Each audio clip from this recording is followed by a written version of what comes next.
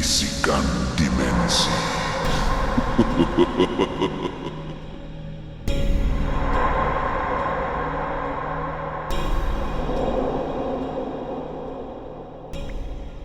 Kampung Mentari bukan sekadar nama.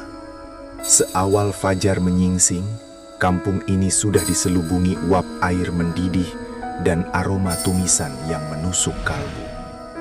Penduduknya terkenal dengan air tangan yang ajaib. Setiap rumah seolah-olah dihuni oleh tukang masak istana.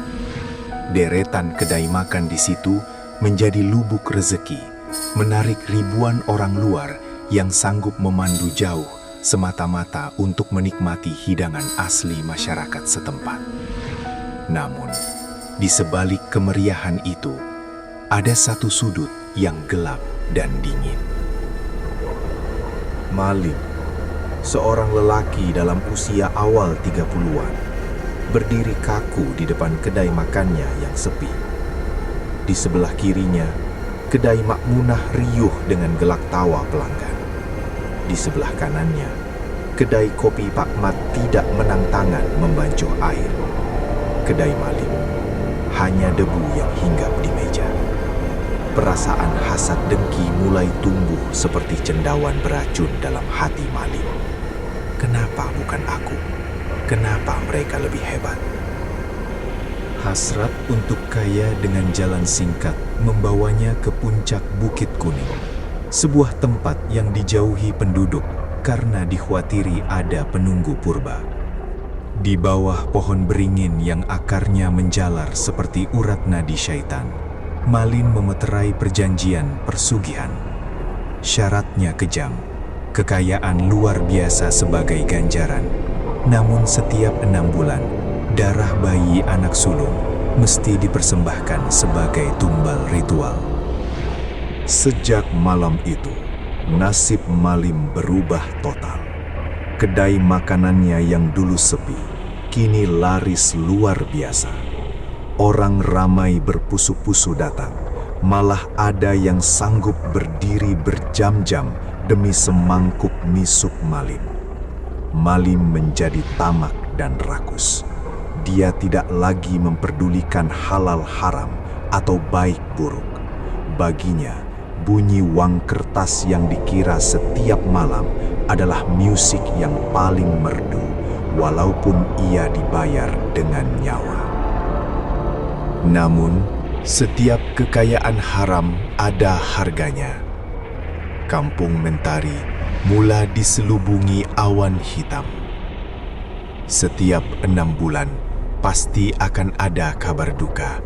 Seorang bayi hilang secara misteri dari Buayan.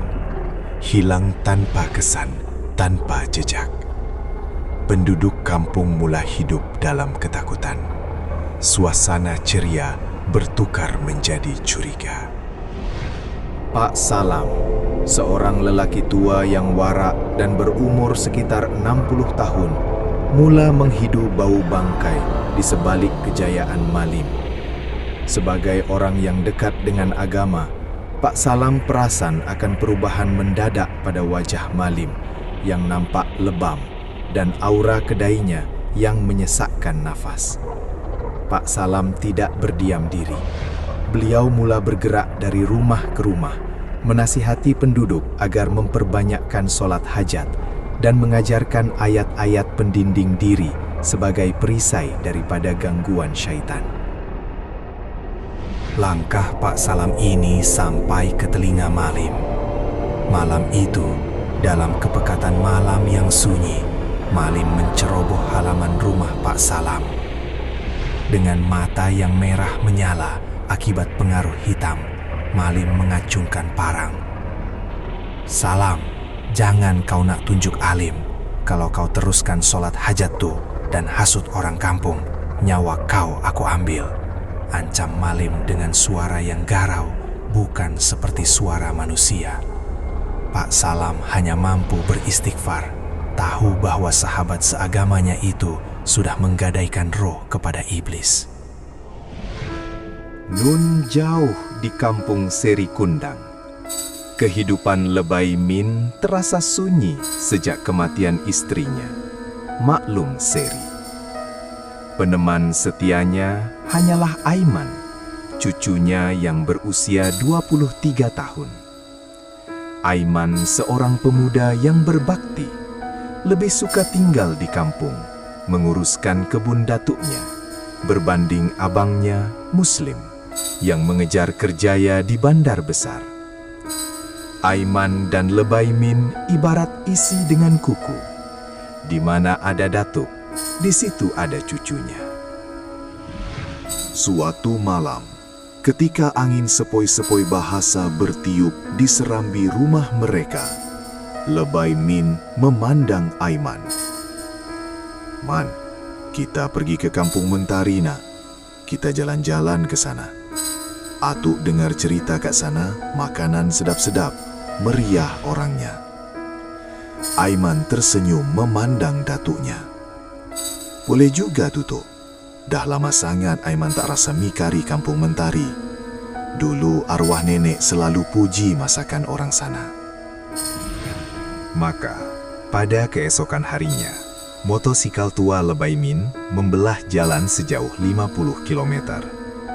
Perjalanan itu membawa mereka melintasi sawah padi dan hutan kecil, sebelum akhirnya sampai ke gerbang kampung Mentari, tepat ketika matahari berada tegak di atas kepala. Waktu zuhur baru sahaja masuk. Seperti kelazimannya, tempat pertama yang disinggah oleh Lebay Min adalah surau. Baginya, sholat berjemaah adalah keutamaan sebelum mengisi perut. Selesai sholat, seorang lelaki tua di saf belakang memandangnya dengan dahi berkerut. "Assalamualaikum, Muhaimin," tegur lelaki itu. Lebay Min menoleh, matanya mengecil coba mengecam wajah yang sudah dimakan usia itu. "Ya, saya. Kau ni salam ke?" Masya Allah, salam. Lama benar kita tak jumpa. Lebay Min bangkit dan mereka berpelukan erat. Dua sahabat lama yang sudah bertahun terpisah oleh jarak, kini bertemu kembali. Pak Salam tersenyum kelak. Ada sedikit kelegaan di wajahnya, melihat kehadiran Lebay Min yang dikenali sebagai orang yang berisi dalam ilmu agama. Lebay Min memperkenalkan Aiman kepada Pak Salam. "Ini cucu aku, Aiman. Kami datang sini saja nak jalan-jalan, nak rasa masakan kampung kau ni." Pak Salam tidak mau melepaskan peluang. Kalau macam tu, mari lepak rumah aku saja, kita berbual panjang." Lebay Min bersetuju, namun dia teringat akan keinginan cucunya. "Boleh Salam, tapi sebelum tu, cucu aku ni kempunan sangat nak makan mie kari kat sini, kau tahulah orang muda." Pak Salam ketawa kecil. "Kalau macam tu, jom ke Medan Selera, biar aku belanja hari ini." Mereka bertiga berjalan menuju ke Medan Selera yang menjadi tumpuan utama pengunjung. Pak Salam memilih sebuah kedai yang terkenal dengan mie karinya. Mereka duduk di satu meja kosong di tengah-tengah kesibukan manusia. Sambil menunggu 3 mangkuk mie kari sampai, Lebay Min dan Pak Salam rancak berbual, menghimbau kenangan lama di zaman muda. Aiman pada mulanya hanya mendengar, namun matanya mula meliar memerhatikan suasana sekeliling. Bau di Medan Selera itu sangat kuat, campuran pelbagai rempah. Namun, deria Aiman yang tajam menangkap sesuatu yang tidak kena. Tiba-tiba, mata Aiman tertancap pada sebuah kedai mie sup yang terletak beberapa meter dari meja mereka. Kedai itu luar biasa sesaknya. Pelanggan beratur panjang, malah ada yang makan dengan begitu rakus, seolah-olah dirasuk. Kedai itu milik Malik. Aiman memandang ke arah ruangan dapur terbuka di kedai tersebut. Di depan periuk besar berisi kuah sup yang sedang mendidih, Aiman melihat sesuatu yang tidak dilihat oleh Lebay Min, Pak Salam, maupun ratusan pengunjung di situ. Di sisi Malim yang sedang sibuk mencedok sup, berdiri satu sosok yang mengerikan. Makhluk itu tinggi melayut. Kulitnya berwarna kuning kusam, seperti mayat yang sudah lama mereput. Dan tangannya yang berkuku panjang sedang memegang bahu Malim dari belakang. Makhluk itu membongkokkan badannya ke arah periuk sup yang mendidih. Lidahnya yang panjang, berlendir, dan berwarna hitam legam terjulur keluar, menjilat-jilat uap panas dari kuah sup tersebut. Setiap kali Malim menghidangkan mangkuk kepada pelanggan, makhluk itu akan meludah masuk ke dalam kuah tersebut dengan cecair pekat yang nampak seperti nanah di mata Aiman. Aiman tergamam, nafasnya menjadi sesak. Dia melihat pelanggan-pelanggan di meja sebelah menghirup sup itu dengan penuh nikmat. Sedangkan di mata Aiman, mangkuk-mangkuk itu dipenuhi dengan ulat dan cecair hitam yang busuk. Tiba-tiba, sosok kuning itu berhenti menjilat periuk. Kepala makhluk itu berputar perlahan, 180 darjah ke belakang, sehingga matanya yang putih tanpa anak mata bertembung tepat dengan pandangan Aiman. Makhluk itu menyeringai, menunjukkan barisan gigi yang tajam, seolah-olah tahu ada mata manusia yang mampu menembusi hijabnya. Malim juga turut menoleh ke arah Aiman. Wajahnya pucat, tetapi bibirnya mengukir senyuman yang sangat sinis. "Man, kenapa kau tak makan?"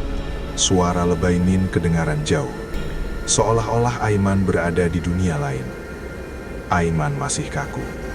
Jantungnya berdegup kencang. Rahasia besar Kampung Mentari kini berada di depan matanya.